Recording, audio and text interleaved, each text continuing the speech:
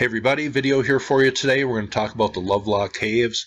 And I have talked before about how the subject of giants is kind of a difficult one for me because I'm an evidence-based channel. I have to have verifying evidence before I talk about stuff. But this is a story that has really fascinated people.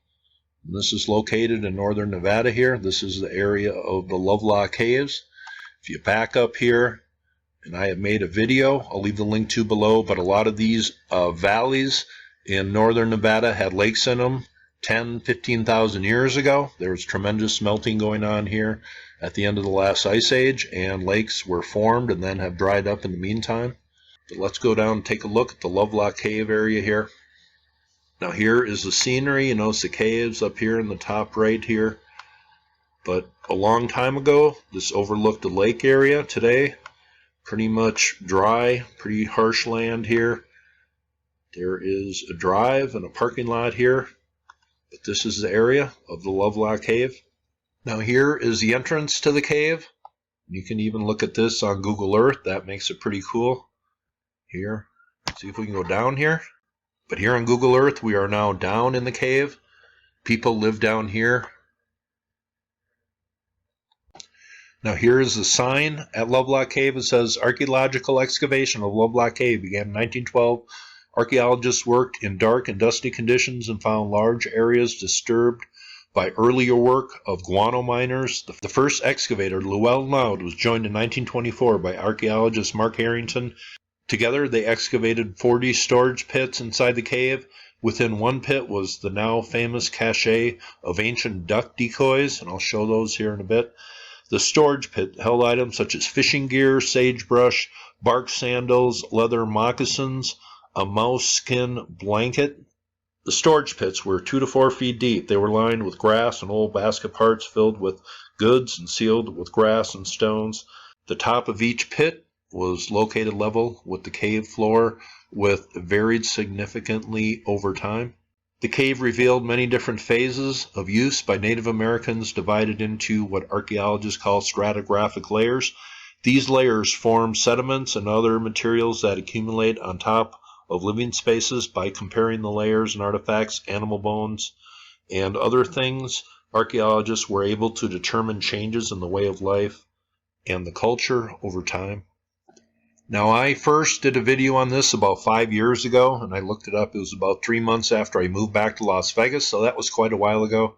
I might have only had 5,000 subs, but this is a pretty important one for my Ancient America series, and I found this place fascinating.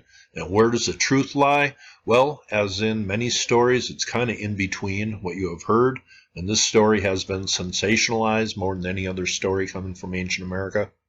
But looking into this story about 5 years ago and then recently, I came to agree with a lot of things told in this account here.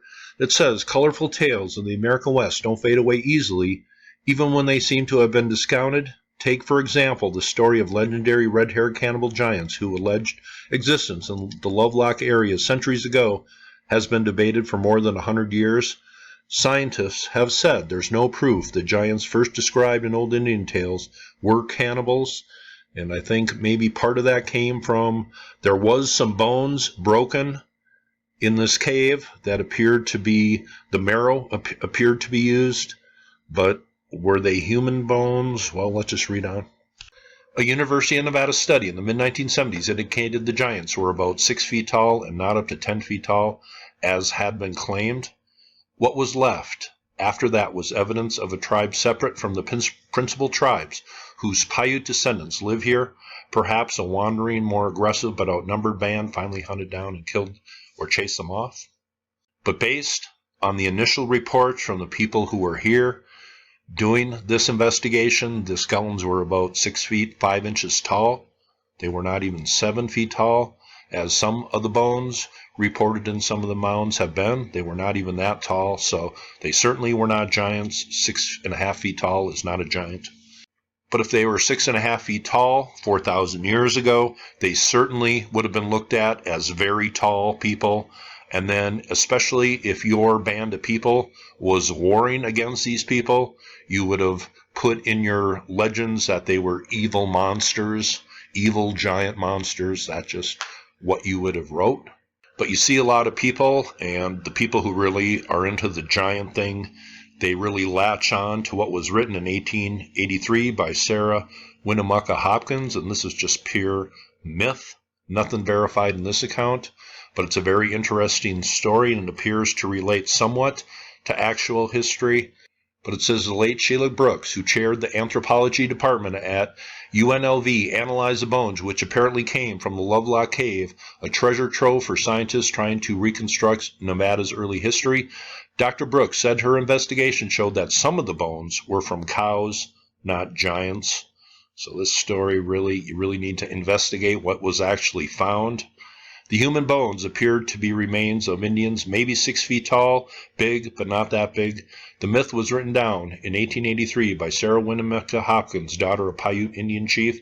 She told of a strange, red-haired tribe of cannibals her ancestors drove into a cave and suffocated by lighting a fire at its entrance. She said the people eaters were so fierce they would leap into the air, snatch arrows whizzing over their heads, and shoot them back at their enemies. The Paiutes named the giants sate, which translates to tool eaters, and this story is just pure myth. The giants wove tools, a fibrous plant, into rafts to navigate across what remained of Lake Lahontan, so the story goes. John T. Reed, a Lovelock mining engineer, said Indians took him to the cave in 1886 and told him of a tale of the red-haired giant cannibals. But when they entered the cave, he found nothing but tons of bat guano. Reed was unsuccessful in getting an archaeology dig started immediately, but miners, realizing the value of the guano as fertilizer, started hauling it out in 1911. They promptly turned up bones, baskets, weapons, tools, duck decoys, various other artifacts, and what they described as a 6-foot, 6-inch mummy. James H. Hart, one of the miners, wrote that the mummy found in the north-central part of the cave, about 4 feet down, had hair that was distinctly red. The discovery spurred an archaeological dig in 1912, followed by a second dig in 1924.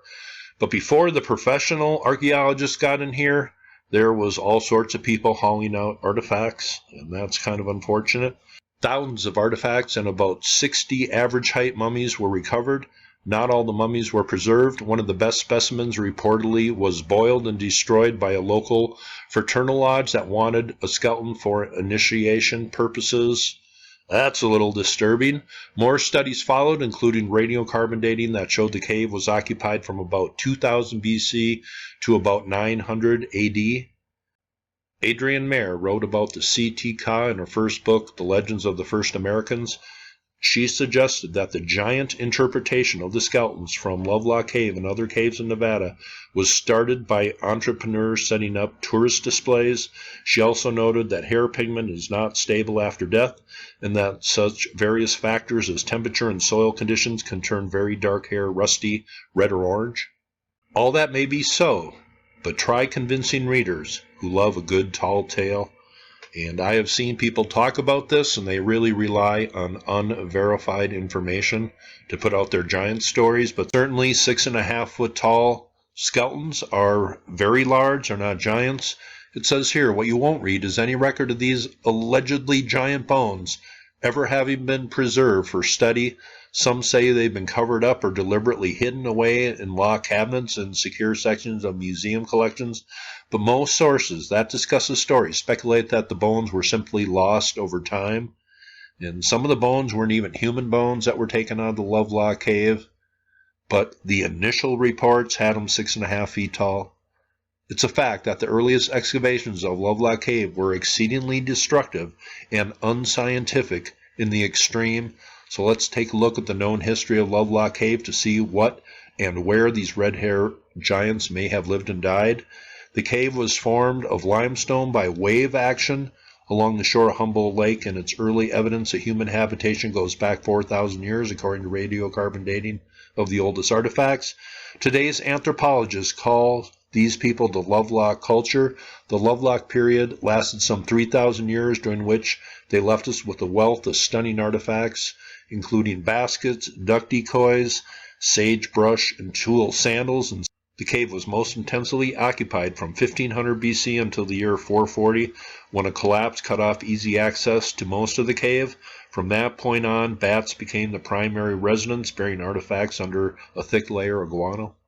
Now here are some skulls that were reportedly from the Lovelock Caves that were in the Humboldt County Museum, but since they have been given back for reparation and reburial to the local tribes, here is what they look like.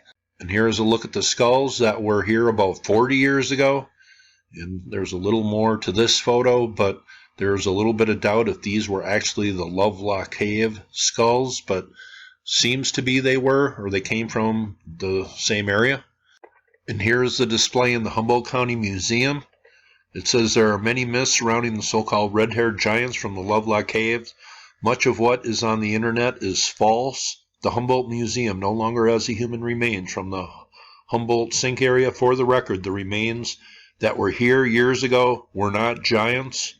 One of the males may have been 6 feet tall, and I actually think he was about 6 feet 5 inches tall, or at least what was found in Lovelock Cave, which was tall then, but certainly not 7 or 8 feet tall in height. The remains have been reparated to the local Native Americans. The Native American Grave Protection and Reparation Act prohibits display of the remains, so that is what happened to the skulls that were at the Humboldt County Museum. But some really cool artifacts were found in the cave. What actually happened is good enough for me. I don't have to sensationalize stuff. 4,000 years ago, they were using duck decoys to hunt ducks, presumably. And just finishing here, it says, and so the story comes full circle, and the origin of what later writers exaggerating is ascertained, at least to some level of likelihood. Evidence tells us that the Lovelock culture was not largely cannibalistic, but there may have been some bands that were to some degree, and as a dress was passed down through generations, the legend of their hair being red probably just rose as chemistry would predict. Alas, we never did find any evidence of gigantism, which is a shame because it would be really neat. But what's also really neat is digging in and constructing a radiometric history of the Lovelock culture, having a better and more complete picture of the Paiutes and the Lovelock culture with a cultural history consistent with the archaeological history is not only correct, it's far more respectful of Native American history than our wild internet-based stories of huge giants running around and eating people. That's not how the Lovelock people lived, and my guess is that the Paiutes probably don't wish to be perceived as promoting such nonsense. So that is just a little bit of opinion of this writer, and my opinion. What actually happened is more important than sensationalizing some stories that were originally written for some specific purposes. But I find the Lovelock Cave story very fascinating. What actually happened here, people lived in the cave for centuries, and there was many artifacts here, and it seems just a few initial details were taken, and then the story was just kind of run with over time. But what actually happened here, what they actually documented, that's what I'm concerned about. And I know a lot of stories from the ancient alien people have taken these unverified stories and just run with them. That's not what I'm about. I'm about what actually happened. That is my video on the Lovelock Caves. I think what was found here was really fascinating. The great thing about YouTube is you can say anything you want. My channel is evidence-based research, what actually happened. Sometimes the stories are good enough for me. You don't have to exaggerate. Hope you thought that was cool, and you all have a very nice day.